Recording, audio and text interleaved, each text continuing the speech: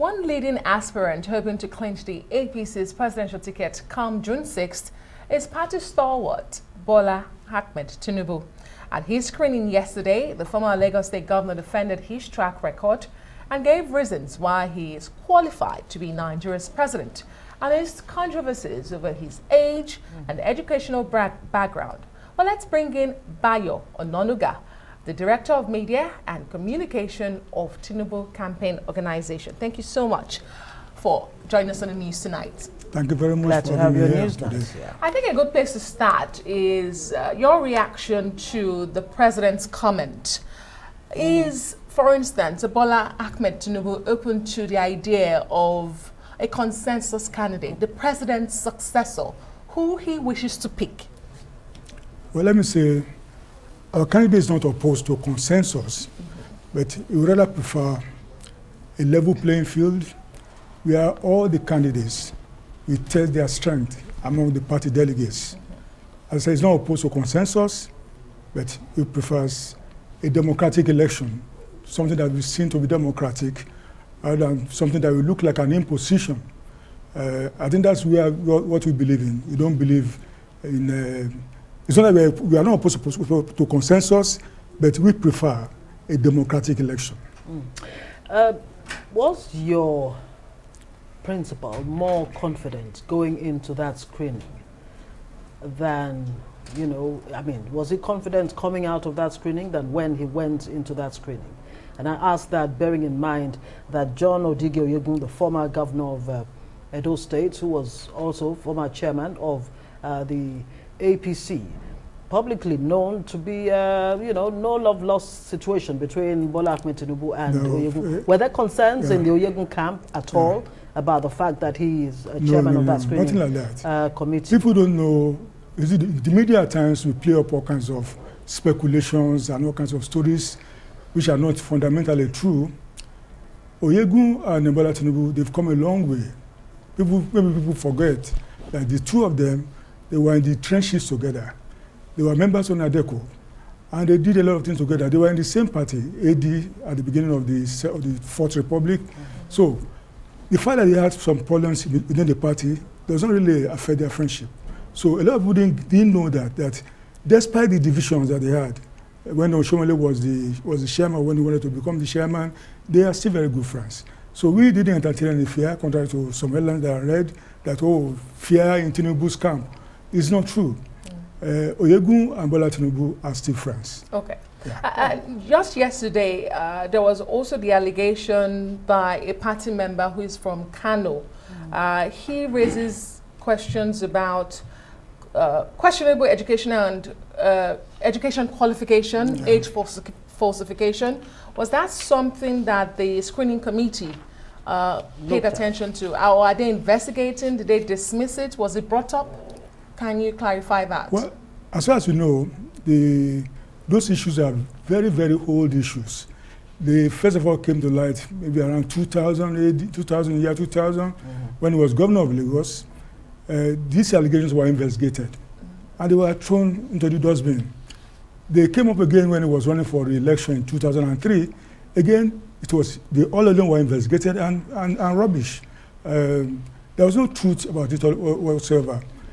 This guy, their candidate, has been, a lot of things are thrown at him because since he came into public office in 1999, it remains a recurring feature in our body politic. And people just, anything they say is Bola Tinubu.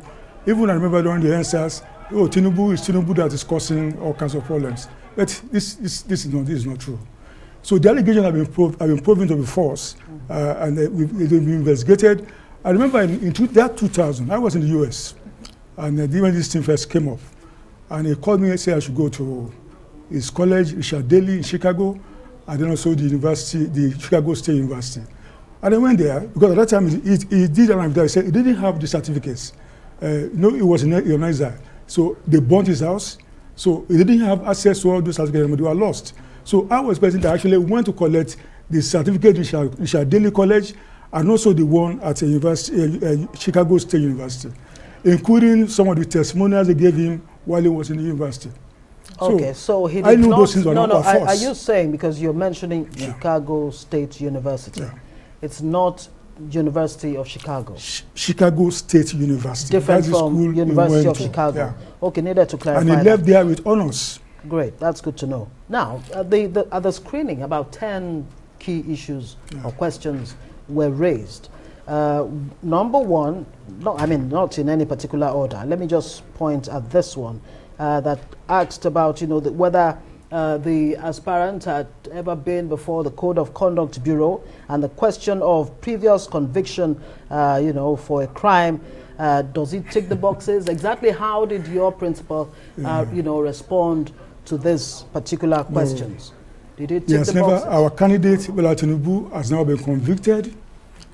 It was once brought before Code of Conduct Bureau and discharged for want of evidence. So it didn't fall into that category. And he has no case to answer. And he's not a fugitive in not the at all. United States? There is no record of conviction anywhere.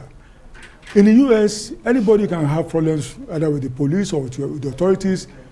You have to go to the law court to be convicted before they can stick that thing on you. Did he have issues with the police in the United States? Not the one that I know. Okay, very quickly. Let me just. Okay, great. You talked about old issues that are being thrown at him. Yeah. Another thing that recurs when you hear the name Bola Ahmed Tinubu is age and health. They are cited as his weaknesses. How do you wish this away? How do you convince Nigerians, especially the teeming youths who seem to be craving for a change, a new order? How do you convince them that Bola Ahmed Tinubu has age and good health on his side? Bola Tinubu has proven that age is not a factor in this election. What is important is what we have upstairs. And this man has proven it as governor. In fact, he's running on the track record of his governance of Lagos. Age is not an issue. We've seen in America, President Biden is almost clocking 80 years old. We've seen even the PDP, the man they brought up to be their flag bearer, is 78. So, age is immaterial as far as I'm concerned. Age is not really a big issue. Great. It's your mental acumen, what you have to bear, what you are going to bring to the table. But you do agree that age can actually, scrape off or make your mental acuity to wane. I mean, over time, the older you are, the more blunt, your mind gets. But let's not dwell too much on that. One of the issues raised, of course, was the Bola Tinubu's manifesto. He was asked, just as other, aspirants were asked. He said he plans to fix economy, security, and fight corruption, especially corruption. The issue of corruption and Bola Ahmed Tinubu, going hand in hand, seems to refuse to go away. But if he becomes president, how exactly will he tackle corruption with vested interests and all of that? Well, I don't know where you're getting your facts from. Again, you are speaking for the opposition. No, I'm not speaking for the opposition. The question of the source of wealth, it did come up. How did he respond? This guy, Bola Tinubu, was not a poor man when he entered politics. Right. He was very, very comfortable. I've known this man since 1992. He was a senator. As a senator, he was living in this 18 hotel. He had a suite of himself as a senator. So he was never a poor man. So I don't know where people get all this thing from. He didn't enter politics as a poor man, or that he made his money from politics. He was a rich man before going to politics. And if you remember, also, those of us who are involved with the struggle for June 12, Bola Tinubu put a lot of resources into Nadeco. It was virtually sponsoring a lot of things they were doing from his resources. He had investment in America in real estate. He had several petrol stations and so on. So he was making money. Even during Nadeco days, he was still involved in some kind of business because they needed to raise a lot of money. They were sending rice to Nigeria. They were sending chemicals to Nigeria to sell, to raise money for a struggle. So this man is not poor. I don't know where people get this mentality from. The guy is not a poor man.